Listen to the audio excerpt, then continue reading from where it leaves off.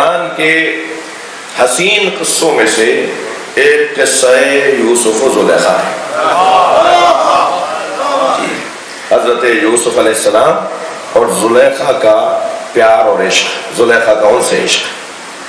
یہ میرے کم سن ساتھیوں کو معلوم ہے کہ یہ قرآن مجید کا قصہ اپنی نوعیت کا قصہ ہے. بڑی عبرتیں ہیں اس کے اندر, بڑے پیغامات ہیں اس میں, سیکھنے کی چیزیں ہیں. اور قصص کو قرآن میں اللہ نے, قرآن تو واقعات کی اور قصوں اور کہانیوں کی کتاب تو نہیں ہے. قرآن ہدایت ہدی للمتقین ہے, ہدایت کی کتاب ہے. تو اس میں اگر واقعات کو بیان کیا گیا ہے تو اس میں کوئی ہمارے لیے رہنمائی ہے, ہمارے لیے اس کے اندر پیغام ہے. اس قصے کے اندر آپ نے دیکھا, میں پورا قصہ نہیں بیان کروں گا, مطلب جو ہے اس تک جانے کے لیے چند جملے لوں گا کہ حضرت یوسف کو ان کے بھائیوں نے حسد کی بنیاد پر, خطرناک بیماری ہے یہ, چھوٹے بھائی کو بڑے بھائی مار دیتے ہیں حسد کی بنیاد پر. جی, پھینک دیا کنویں کے اندر, حسین ترین وجود, اور بھائیوں نے کنویں میں پھینک دیا. مگر اللہ کو نبوت دینی تھی اور اللہ کے نظام کا حصہ تھے, اس لیے کوئی کنویں میں پھینک دے یا کوئی چھری چلا دے,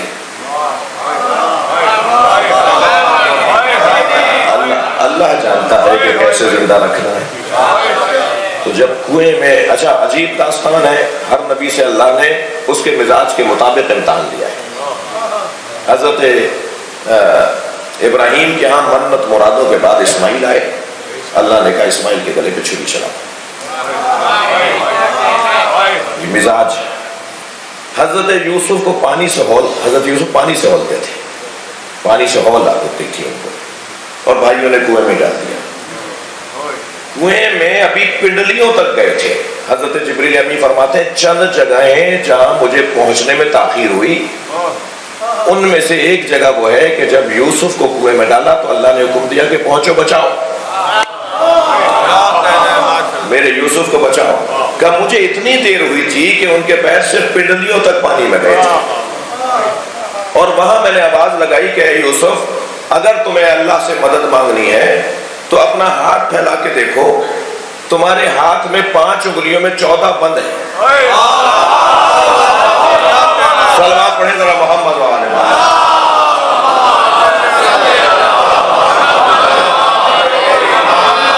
اس سے بہتر اور بلند صلوات.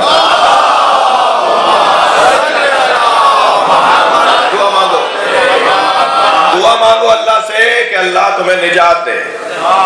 اور وہ مرحلہ, بہرحال یہ قصص تاریخ, چونکہ قرآن میں تو تفصیلات نہیں ہیں, تفصیلات تو ہمیں انبیاء کرام ائمہ اہل بیت سے کہیں, تو روایات میں کچھ اختلافات بھی ہو سکتے ہیں. غرض یہ کہ حضرت یوسف کو جبریل امین نے نجات دی, یعنی باہر لے آئے, اور پھر وہ ایک قافلہ آیا, وہ آپ کی سنی ہوئی بات ہے, اور دیکھا جی اتنا حسین بچہ ہے, اور اپنے ساتھ لے گئے. رستے میں بھی حضرت یوسف کی وجہ سے معجزے ہوتے رہے. قافلے میں جو بیمار ہوتا تھا اس کی دعا پڑھتے تھے, وہ شفا پا جاتا تھا, اور اس طرح سے پہنچے ہیں مصر میں, اور پھر بازار میں بیچ دیے گئے. عزیزو, یہ انسان بڑا خطرناک ہے, یہ بیچنے پہ آئے تو نبی بھی بیچ دیتا ہے, یہ چھوڑنے پر آئے تو پیسے کی خاطر نبی کو بھی چھوڑ دیتا ہے. سرکار مدینے کی گلی سے گزر رہے تھے, بچوں نے نبی کو گھیر لیا, کوئی دامن پکڑ رہا تھا, کوئی ہاتھ پکڑ رہا تھا, آگے نہیں جانے دے رہے تھے. سرکار نے اپنی جیب میں ہاتھ ڈالا, اخروٹ کے دانے تھے. شاید سنت بھی ہے کہ اپنی جیب میں کہیں جاؤ جہاں بچے ہوں تو کوئی ٹافیاں وافیاں لے جایا کرو. سرکار نے جیب میں ہاتھ ڈالیا تو اخروٹ کے دانے نکلے. میرے مولا نبی نے ایک ایک اخروٹ کا دانہ ایک بچے کو دیا, جسے دانہ ملتا رہا, اخروٹ ملتا رہا, وہ جاتا رہا. تو اپنے اصحاب کو دیکھ کے فرمایا, دیکھا انہوں نے اخروٹ کے عوض مجھے چھوڑ دیا. صلوات پڑھیں ذرا محمد وآلہ.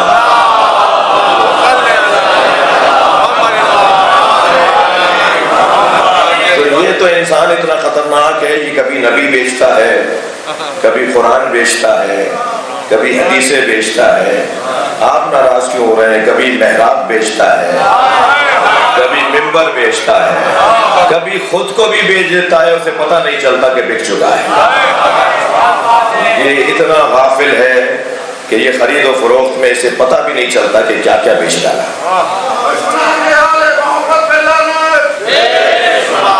بھائی مناسبت سے نعرہ لگائیے، صلوات پڑھیں ذرا محمد وعلی.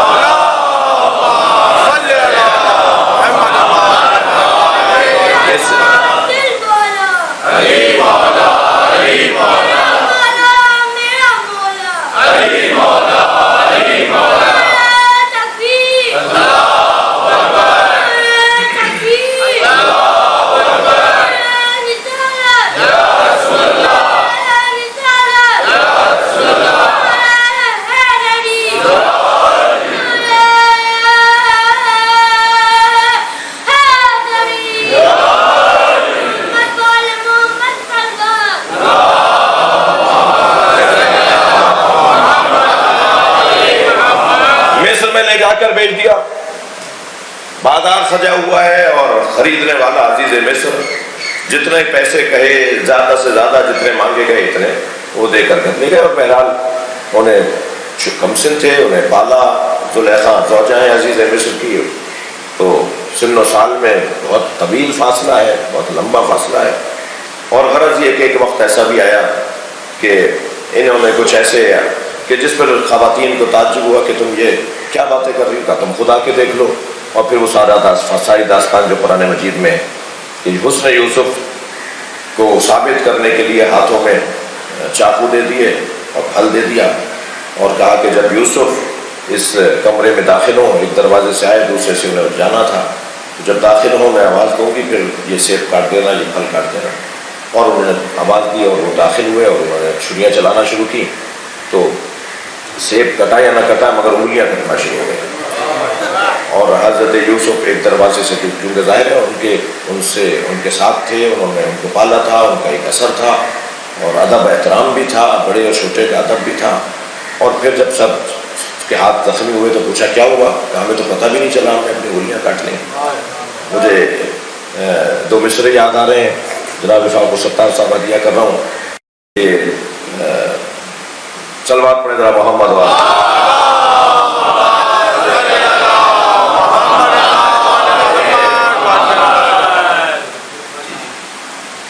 ایک اور صلوات دیا کریں.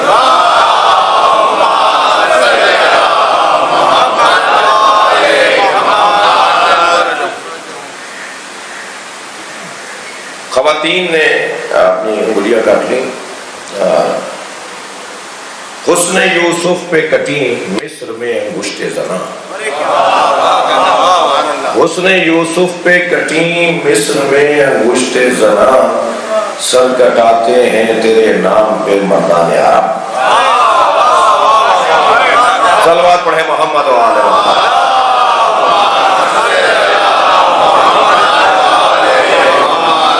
تو یہ قصہ. اور پھر مختصر یہ کہ ایسا وقت بھی آیا کہ حضرت یوسف کے لیے انہوں نے اہتمام کیا اور اپنی کنیزوں سے کہا کہ لے کر آؤ، اور خود بن سنور کے بیٹھی ہیں. اور پھر محل کے اندر 7 حجروں سے ہوتے ہوئے ان کا حجرہ تھا اور ہر حجرے پر باہر سے تالا ڈالا جاتا رہا. انہیں پہنچا دیا حضرت یوسف کو زلیخا کے حجرے میں اور سارے دروازوں کو باہر سے بند کر دیا. اور ادھر جب انہوں نے ارادہ کیا تو حضرت یوسف نے اپنے اللہ سے پناہ مانگی شیطان مردود کی. تو جیسے ہی کہا نا کہ یا اللہ میری مدد فرما، شیطان کے حملات سے مجھے پناہ عطا فرما، تو زلیخا کو بھی یاد آیا کہ اس کا بھی کوئی اللہ ہے. شاید اسی وجہ سے بار بار اذانیں کہلوائی جاتی ہیں کہ شاید کسی کو یاد آ جائے کہ ان کا بھی کوئی اللہ ہے. یہ بار بار صدائے اذان سے چڑا نہ کریں، بلکہ یہ حکم اس لیے دیا گیا ہے کہ انسان نسیان سے یہ بھول جاتا ہے کہ عبادت بھی کرنی ہے. تو جب حضرت یوسف نے اللہ کو اسے بھی یاد آیا اور اسے کیا کیا جی، ایک دم دیکھا کہ وہ کونے میں حجرے کے ایک کنارے میں مورتی رکھی ہوئی ہے جس کی یہ پوجا کرتی تھی، تو اس پہ جا کے چادر ڈال دی. تو حضرت یوسف نے فرمایا یہ کیا کیا تم نے؟ کہنے لگی مجھے اپنے اللہ سے حیا آ رہی ہے. تو حضرت یوسف نے فرمایا تم نے تو اپنے اللہ پر چادر ڈال دی، میرے اللہ کی آنکھوں پہ پردہ نہیں ڈالا جا سکتا، وہ ہر حال میں مجھے دیکھتا رہے. یہ کہہ کر پلٹے ہیں دروازے کی طرف. اچھا پتا ہے کہ دروازہ باہر سے بند ہے، مگر اس کے باوجود کوشش کرنا انسان کا کام ہے.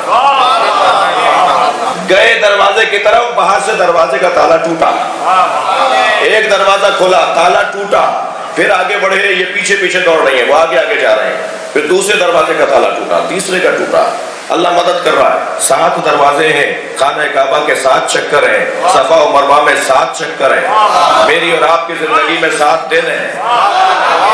یاد رہے کہ 6 دن تک تو مدد آتی رہے گی، 7ویں دن تمہیں خود بھی کچھ کرنا پڑے گا، اور کوئی آزمائش بھی آ سکتی ہے، کوئی امتحان بھی آ سکتا ہے۔ 7واں دروازہ نہیں کھلا، یہاں تک کہ زلیخا پہنچ گئی حضرت یوسف تک، اور ان پر جب ہاتھ رکھا اور وہ جانے کی کوشش کر رہے تھے تو قمیص پیچھے سے پھٹ گئی، اور اسی اثنا میں باہر سے آئی ہوئی کنیز نے دروازہ کھول دیا، اور وہ کنیز خود نہیں آئی تھی، عزیز مصر آئے تھے، کہا میرا حجرہ کھولو۔ شوہر سامنے کھڑا ہے، اور وہ جس نے حضرت یوسف کو پالا ہے وہ سامنے کھڑا ہے، کنیز تالا کھول کر کھڑی ہے، اور اس منظر کو دیکھ کر عزیز مصر نے کہا کہ یہ کیا ہے؟ زلیخا کو کچھ نہیں کہا۔ یہ بڑا عجیب انسان کی مزاج کا مسئلہ ہے کہ اپنی زوجہ کو تو کچھ نہیں کہا، حضرت یوسف سے کہا یوسف تم سے تو مجھے توقع نہیں تھی، تم یہ کیا کر رہے تھے؟ اب تہمت لگی ہے ایک معصوم پر۔ یاد رہے جسے اللہ معصوم اور نبی بنا کے بھیجتا ہے اس کی آبرو کی حفاظت بھی وہی کرتا ہے، اس کے احترام کا خیال بھی وہی رکھتا ہے۔ اب یہ کیا بولے کہ کیا ہوا؟ سامنے کی چیز ہے، نظر آ رہا ہے، ایسا کچھ محسوس ہو رہا ہے، کیا جواب دیں؟ اللہ جانتا ہے اور یوسف جانتے ہیں یا زلیخا جانتی ہے کہ ہوا کیا ہے۔ جیسے ہی حضرت یوسف نے اللہ سے لو لگائی تو ایک غیر معصوم بچہ، شیرخوار بچہ، دودھ پیتا بچہ بولا۔ بھائی تعجب نہ کرنا کہ حضرت عیسیٰ ماں کی گود میں بولے، تعجب نہ کرنا کہ امام حسین نبی کی گود میں بولے، تعجب کی کوئی بات نہیں ہے کہ علی نے نبی کی گود میں کہا قرآن سناؤ، تورات سناؤ، زبور سناؤ۔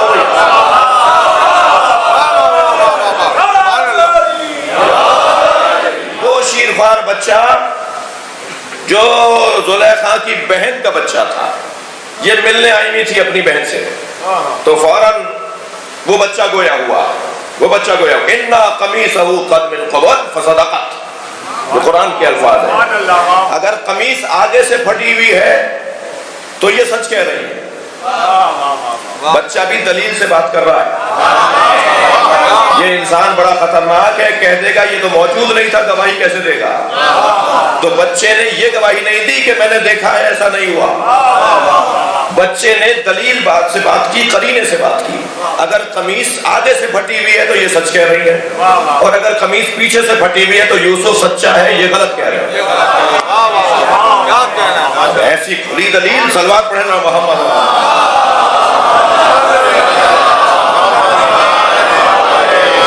ایسی روشن دلیل اس کے آگے کیسے رک جائے؟ لیکن دین پہ دنیا بھاری، پتہ چل گیا یہ محاورہ کتنا غلط ہے۔ اس دین پہ دنیا بھاری کے محاورے نے یوسف کو زندان میں ڈلوا دیا۔ دین پہ دنیا بھاری نہیں ہے، دین ہر چیز پر بھاری ہے۔ دنیا کیا کہے گی اگر میں نے یوسف کو سزا نہیں دی تو میری بیوی کو سب کہیں گے کچھ نہ کچھ، تو میں تو بدنام ہو جاؤں گا۔ اتنے بڑے بادشاہ کی بیوی، اتنا بڑا بادشاہ، وزیر اعظم، تو دنیا کو دکھانے کے لیے حضرت یوسف کو زندان میں ڈال دیا، اور یوسف زندان میں پہنچ کے طویل سجدہ ادا کر رہے ہیں، قیدیوں سے مزاح فرما رہے ہیں، قیدیوں سے دل جوئی کر رہے ہیں۔ تو ایک قیدی نے آ کے کہا یہاں آ کے لوگ روتے ہیں، تم یہاں آ کے خوش نظر آ رہے ہو۔ حضرت یوسف سے کہا کہ یہاں تو آ کے لوگ روتے ہیں، تم زندان میں آ کر خوش نظر آ رہے ہو۔ جملہ سنیں کیوں بنایا تھا ہمارے بڑوں نے پاکستان؟ جملہ سنیں کیوں بنایا تھا پاکستان؟ پاکستان آزاد کروانے، ایک آزاد مملکت کا فلسفہ کیا تھا؟ دہرا رہا ہوں، میرے بڑے میری تائید کریں گے۔ حضرت یوسف سے کہا یہاں آ کے لوگ روتے ہیں، تم یہاں کے خوش نظر آ رہے ہو۔ فرمایا وہ جو محل تھا وہ زندان تھا، اور جو زندان ہے یہ آزادی ہے۔ جملہ محسوس کریں، وہ جو محل تھا وہ زندان تھا، اور یہ جو زندان ہے یہ آزادی ہے۔ جہاں میں اپنے عقیدے پر عمل نہ کر سکوں وہی تو زندان ہے۔ صلوات پڑھیں محمد و آل محمد۔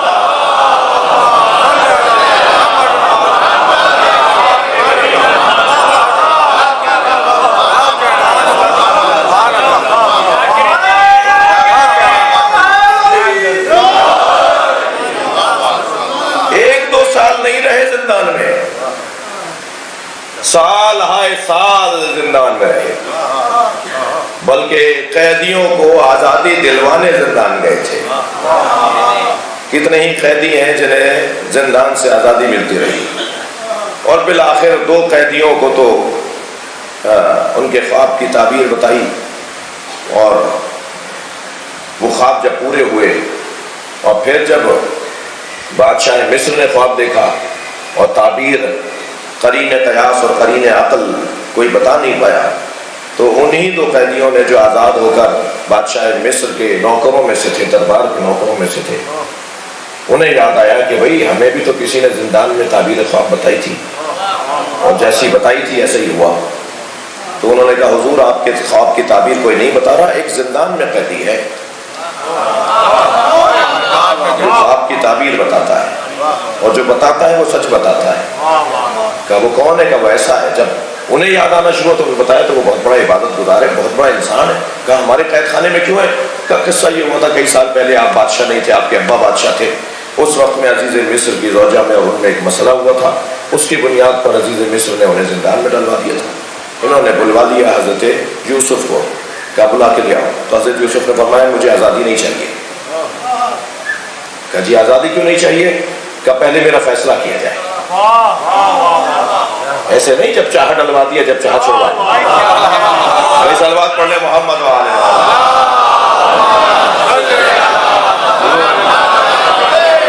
بھائی قرآن کا قصہ آپ کو سنا رہا ہوں اور مطلب میرا اس پہ روشن ہے، ایک صلوات اور عطیہ کریں نبی کی ذات۔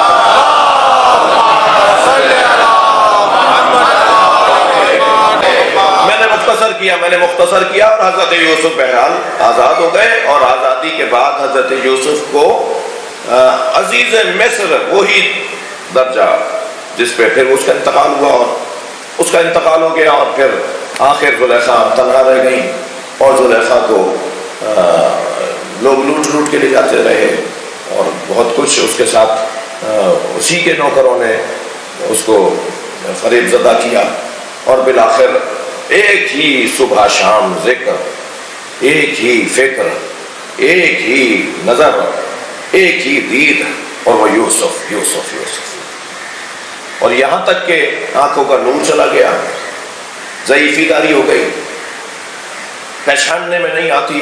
کوئی پرانا آدمی اگر کوئی پرانی خاتون ملے دیکھے تو پہچانتی نہیں ہے کہ تم ہی ہو وہ اب جو حسن میں اپنے مشہور تھی، اور جس کا حسن مشہور تھا۔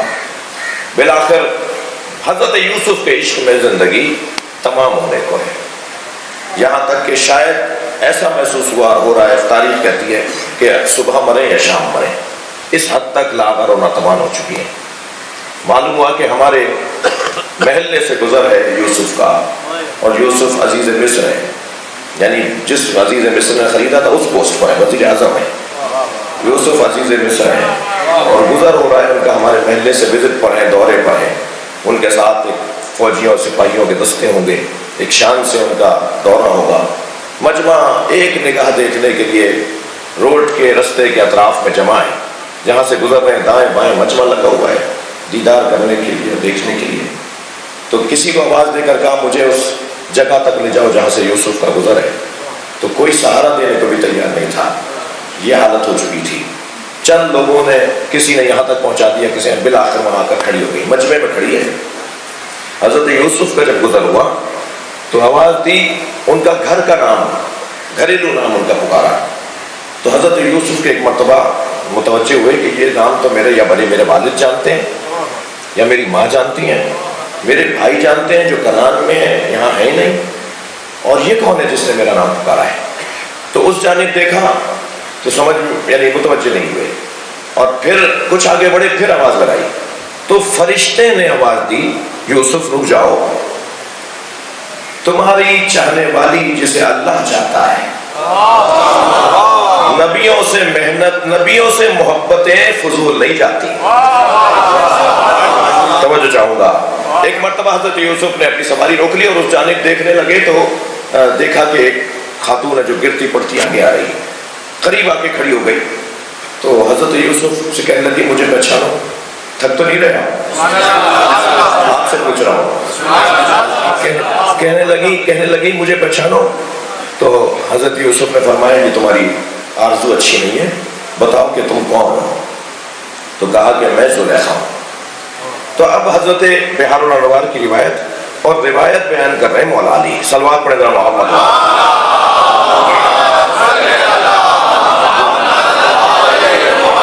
اور ایسے مولا کائنات اس منظر کو بیان کر رہے ہیں جیسے علی وہاں موجود تھے۔ عظمت اہل بیت کا باب بھی ہے۔ جب کہا نا میں زلیخا ہوں تو حضرت یوسف نے دیکھ کر کہا یا زلیخا یا زلیخا ملتی دعاک ہناک، یہ اس حالت میں تمہیں کس چیز نے پہنچا دیا؟ کیا ہو گیا تمہیں؟ جی کیا تھا، کیا ہو گیا، کیسی تھی، کیسی ہو گئی؟ کہا یا زلیخا ملتی دعاک ہناک، تمہیں اس حالت میں کس نے پہنچایا؟ جیسے ہی یہ سوال میرا خطیبانہ لہجہ یہ کہہ سکتا ہے، ابھی سوال ختم نہیں ہوا تھا کہ تمہیں اس حالت میں کس نے پہنچایا، بے ساختہ کہا حسن وجہ کا یا یوسف، تمہارے چہرے کے حسن نے میرا یہ حال کر دیا۔ حسن وجہ کا یا یوسف، تمہارے چہرے کے حسن نے میرا یہ حال کر دیا۔ جیسے ہی انہوں نے یہ کہا، توجہ چاہوں گا، عصر مصطفیٰ بنایا ہے نبیوں نے، ہر نبی نے عصر مصطفیٰ کو یاد کیا ہے۔ میں اپنے مضمون پر دلیل لے کر آیا ہوں۔ جیسے ہی اس نے کہا نا کہ آپ کے چہرے نے اے یوسف میرا حال یہ بنا دیا، تو حضرت یوسف نے فرمایا فقال کیف لو رأیت نبیا یقال له محمد کان فی آخر الزمان، اگر تم نے آخری زمانے میں آنے والے نبی کو دیکھ لیا ہوتا جس کا نام محمد ہے تو پھر تمہارا کیا حال ہوتا؟